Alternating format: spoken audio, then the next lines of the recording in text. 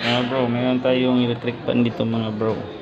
So ang kanyang problema mga bro, so binuksan ko mga bro, tinis ko yung continuity niya mga bro. Meron naman siyang continuity, so siya mga bro.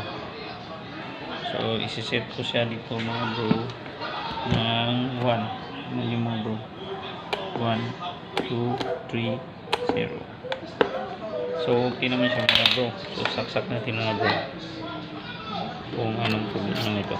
Si switch on natin. So ilagay natin siya sa 1. Yun. Tapos hawakan natin mga, tingnan nyo, mahawakan siya mga bro. So set natin siya sa number 3, yung pinakamalakas.